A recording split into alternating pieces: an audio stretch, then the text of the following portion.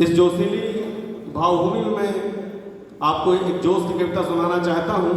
और जैसा कद वैसी वाणी और वैसा जो गीत, तो भाई अनिल राज जी जो दिल्ली सरकार में शारीरिक शिक्षा के शिक्षक हैं, डंडा तो मारते हैं लेकिन वो डंडा मन को लगता है, आप कविताएं रचते हैं, ये सौभाग्य की बात है। तो भाई अनिल राज जी आए और अपना काव्य पाठ करें।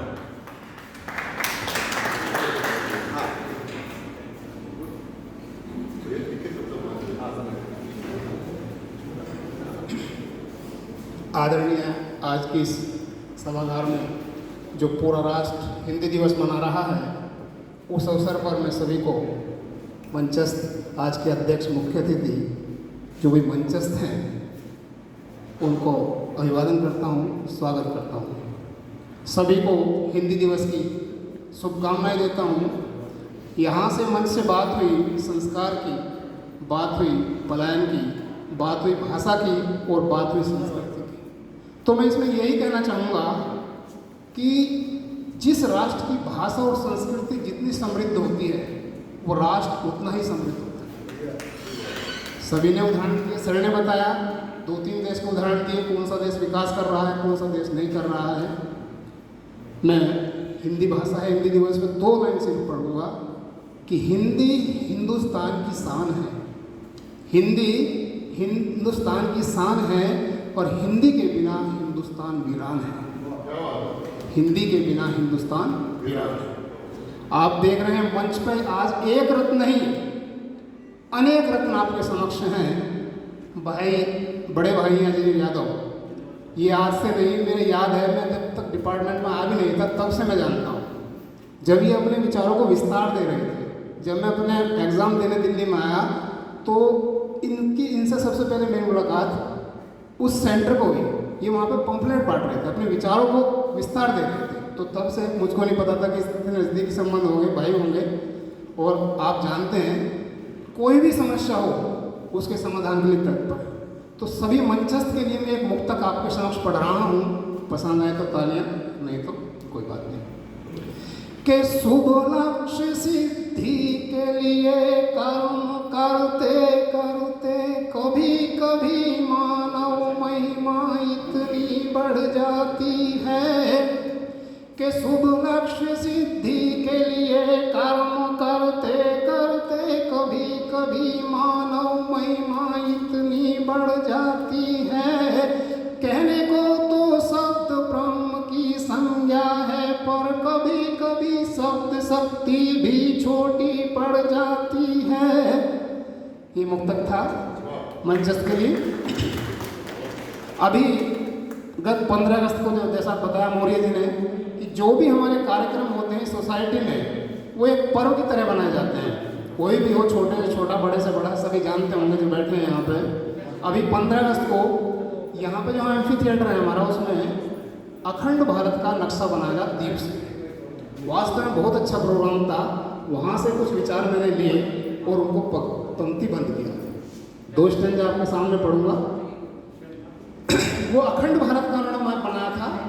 हमारा भारत क्या था और आज क्या है, कैसे खंड खंड हुआ, ये मैं इनको अपनी कविता में पंक्ति दे रहा हूँ, विचार दे रहा हूँ, विचारों को विस्तार दे रहा हूँ, सुनेंगे। कविता का शीर्षक मन था युगबोध। कि जिस तरह हमारा देश बटाए बटना नहीं चाहिए था, सोने की इस चिड़िया का तन कटना नहीं चाहिए था। पहले सोने की चिड़िया के पंजे और पूंछ काटी, फिर काटी चोंच और सर काटा, सोने से कर दी माटी। रक्षा नहीं हुई चिड़िया की रक्षा करने वालों से, घायल चिड़िया बहुत दुखी है विगत 78 सालों से। 78 साल में आज़ादी के लिए जब से हमारा भारत आज़ाद हुआ है। अगली 4 पंक्तियों, अगली पंक्ति में बता रहा हूँ कि कौन सा अंग, कौन सा हिस्सा भारत का क्या क्या था। कि लंका पंजे तुम ब्रह्मा थी, बाकी चोंच थी चिड़िया की। कश्मीर तिब्बत सरता सब मिलकर सुंदर चिड़िया थी। अंग भंग हो गए भले ही अभी आत्मा मरी नहीं, गीता का उपदेश अमर है, कभी आत्मा मरी नहीं। युग युग में युग बोध मिला, युग बोध दिलाने वालों से। और लास्ट में कौन सा कब हुआ, एक ऐतिहासिक इतिहास बता रहा हूं मैं। लास्ट में 4-5 पंक्ति हैं कि सन 1935 में लंका, 37 में ब्रह्मा काट दिया, 47 में कटा पाक, 54 में तिब्बत बांट दिया। मरकर जीना, जी कर मरना, जीवन खेल तमाशा है, गिर कर उठना, उठकर चलना जीवन की परिभाषा है। धन्यवाद। और यदि हम देखें आज जो खंडित भारत है हमारे सामने, इसमें कहीं ना कहीं हम ही अपराधी हैं, हमारी गलती रही है। आप संस्कारों की यहाँ बात करते हैं, संस्कार आते कहाँ से हैं? अभी आपने देखा छोटी बच्चियों को यहाँ जिस तरह के कार्यक्रम ये हो रहे हैं और ये बच्चे सीख रही हैं, यही संस्कार आते हैं, इसी से बच्चों में संस्कार पैदा होते हैं। आगे चलकर यही विदुष महिलाएं बनती हैं और यही नेता और वैज्ञानिक बनते हैं, वही राष्ट्र को समृद्ध करते हैं। तो मैं बता रहा हूँ कहाँ गलती रही कि गलती किसकी बदलाएं, ये गलती सभी हमारी थी। कि गलती किसकी बदलाएं, गलती सभी हमारी थी। बंटवारों के सूत्र समय की बोलो क्या लाचारी थी। संधि समझौतों की आजादी कोई आजादी नहीं होती। नेताजी ने साफ कहा था गलती करने वालों से, जिनकी गलती भुगत रहे हैं विगत 78 सालों से। जय हिंद, जय भारत।